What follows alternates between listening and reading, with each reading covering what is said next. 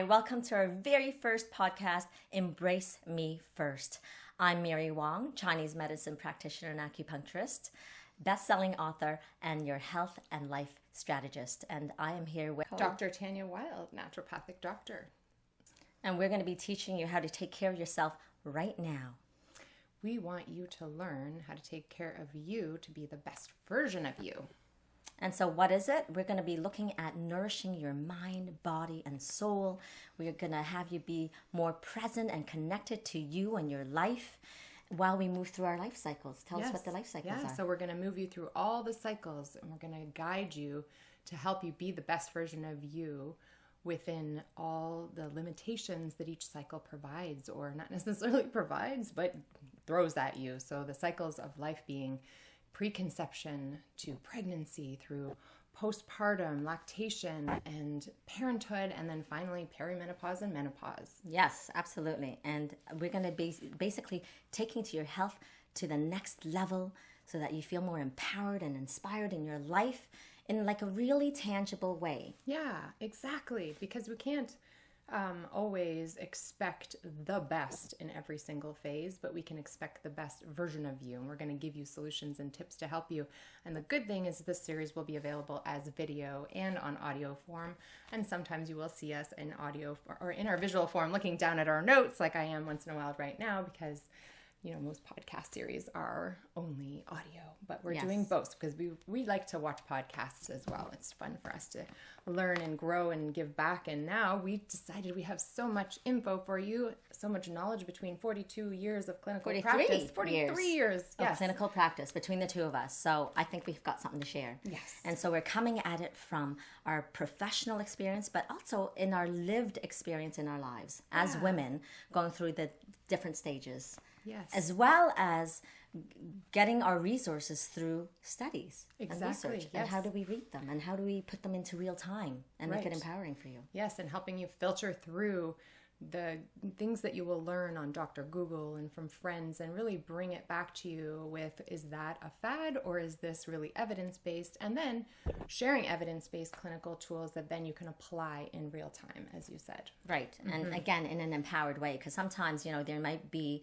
some findings from a study, but it may leave you disempowered because it's like, oh, I don't know if I can accomplish this. Right, exactly. Or, for example, even like the question of C-section versus natural birth, people will feel tormented. It's like, oh my gosh, then, I'm not capable or competent, or I fail as a human being if I choose to do C-section. And we don't want that. No. We want you to feel your best version of you through whatever gets thrown at you.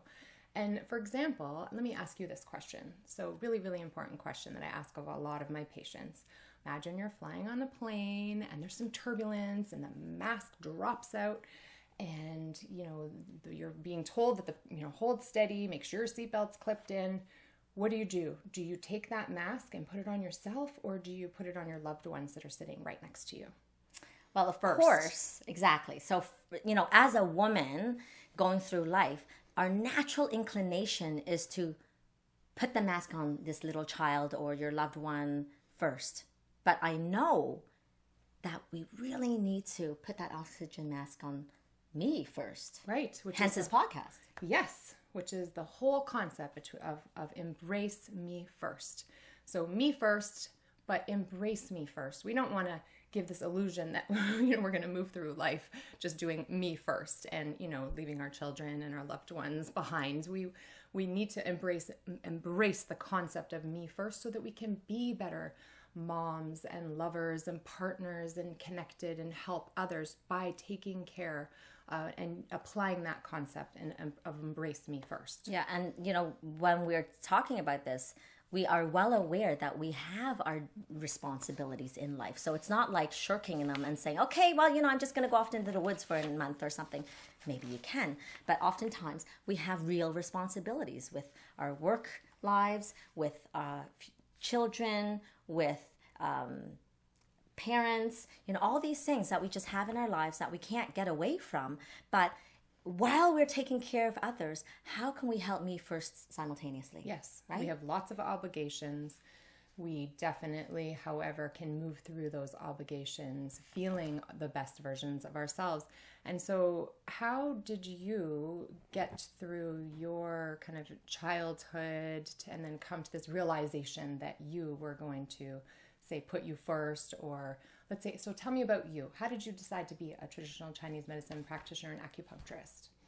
Well, so How did you get here? yeah, that's a great question, because here's the thing. I didn't grow up knowing that this is what I wanted to do. Okay. What I did know from a very young age, I idolized Mother Teresa, who was completely selfless, and I loved the concept of being able to help one person at a time. So I thought my way would be becoming a medical doctor. And it wasn't until second year university at McMaster in Canada where my grandmother fell ill and she was in the hospital dying, and the doctor literally said, you have 2 weeks to live. Well, she had 2 weeks to live. Yeah. And so we said, well, if she's going to die, we want her in the comfort of her own home where she can rest in peace. And so when we brought her home, it was my older brother who says, we're Chinese. Maybe we should try Chinese medicine. So at the time, in the days of the Yellow Pages, which is this giant book, and you open it up and all the services are there, and we looked up Chinese medicine practitioner, and I had the privilege of taking my grandmother, driving her downtown to this little back room of this Chinese herbal store, right? So I didn't really grow up with that. It's like in my culture, but in fact, I was the kind of person that kind of shunned away from my culture. And really science oriented and all that. But when I witnessed what transpired next with this doctor of Chinese medicine, it just blew me away. So much so because my grandmother not only recovered spontaneously, like she obviously didn't die, but she lived another 8 years. So in that, I thought, holy cow, how could she slip through the cracks of Western medicine, something that I love and cherish and adore? So in that moment, I thought my mission now would be to fill that gap and provide the access and allow people to have access to Chinese medicine within the medical framework. Yeah, for right? sure. Yeah. And so instead of going straight into medical school, I finished my degree and then I went into Chinese medicine, and I've been practicing for 27 years and I've never looked back. Yeah. And, I do incorporate, and I speak to physicians all the time. I treat lots of physicians as well. So That's fun, for sure. Bridging the gap is such an important concept that we're trying to fill as well. And I grew up with this vision with my mother, a single mom of 3, and her stories about her mother in the garden, and she then applying it, picking peppermint leaves and using it for tummy ailments, and chamomile, and, just taking care and nourishing that whole concept of using plant-based medicine to help,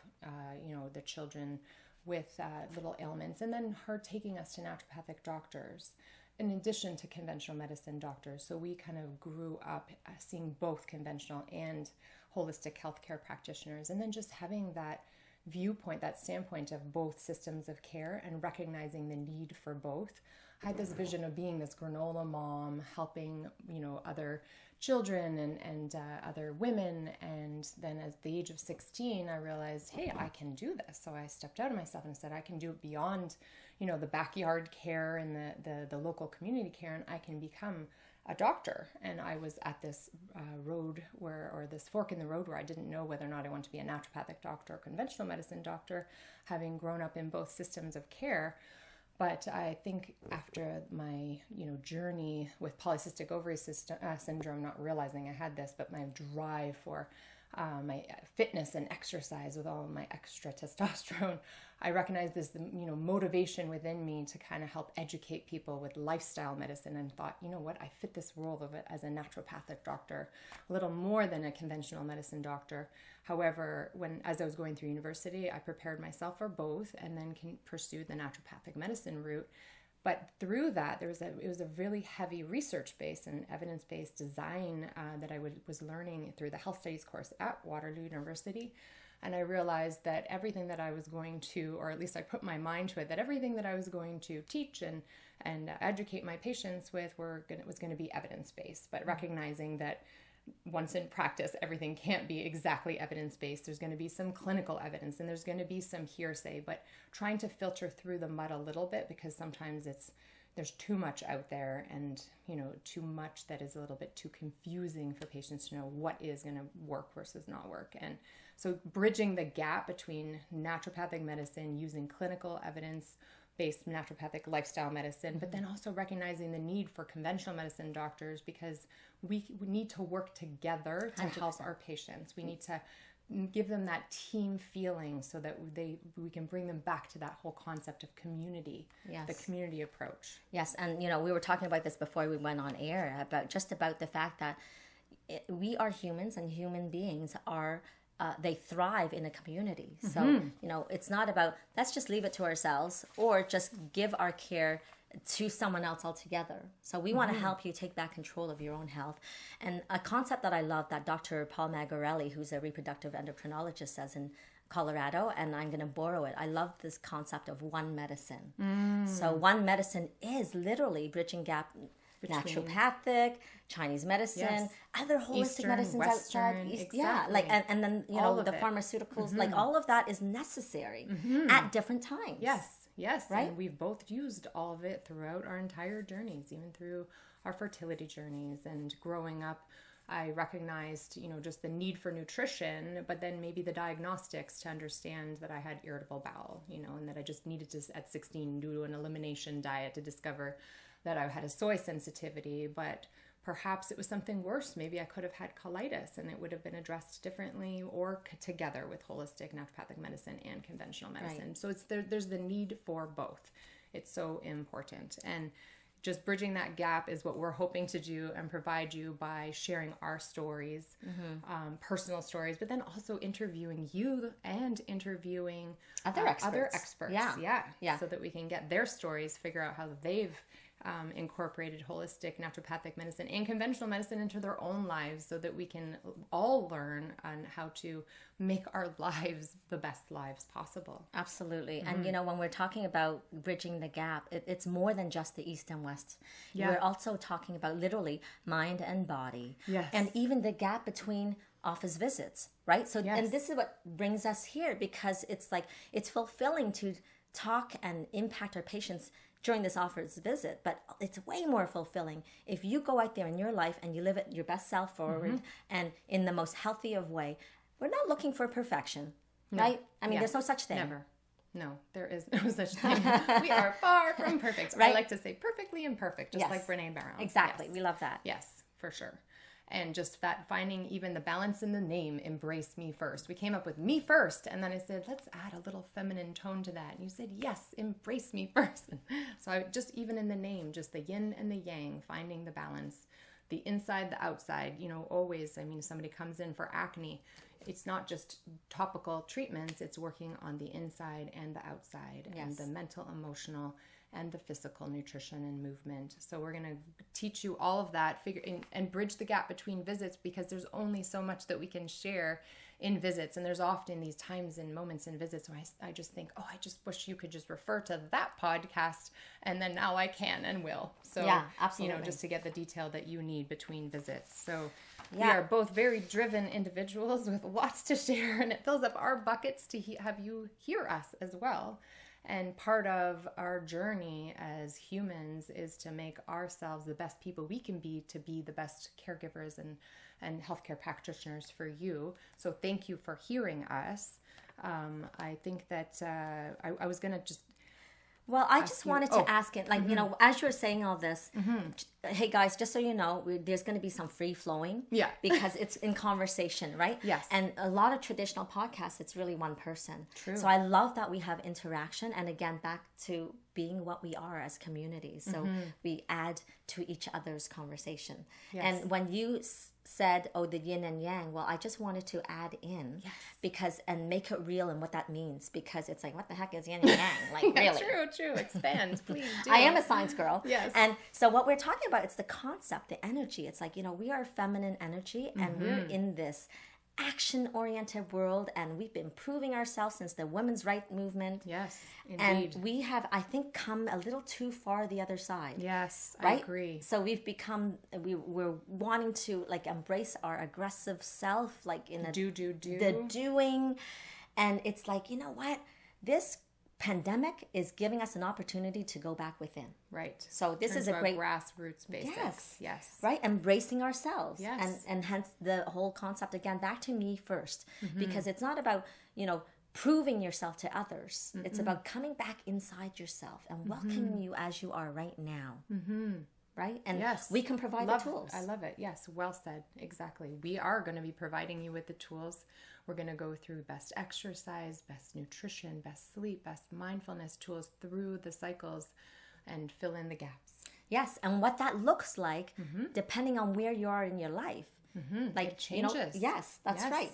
So, if you're trying to conceive versus if you have a little baby to, you're taking care of an elderly parent, things are going to look different. Your sleep pattern will look different. Your hormones change as you go throughout that, so your needs change. And it's really important to be able to seek care, individual health care, but it is so helpful to have the tools in between times to refer back to if, for example, you forgot what was said in a healthcare visit. So we're hoping to provide that for you. We will be providing that for you in this podcast series. Yeah, and then distilling all the noise, right, from Dr. Google, who is so well-intentioned. There's so much information, but oftentimes it can be overwhelming and, in fact, can be contradictory in information, right? Yes. Yes, it's I like to say, like my brother says, debunking the junk. It's trying to figure out what's real, what you need to spend your time, money, and resources in, something that's going to be effective. You clearly want something to be effective. Something may be inexpensive, but then not work.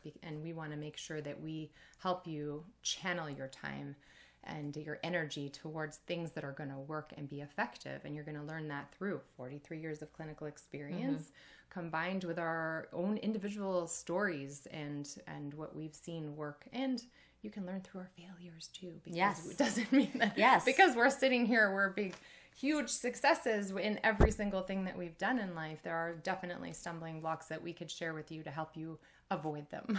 And we're doing this all in like a totally doable day by day kind of way, right? Yes. It's not like this, oh my gosh, it's a far reaching goal. It's like, no, we want to make it really practical, doable, inspirational, and empowering way.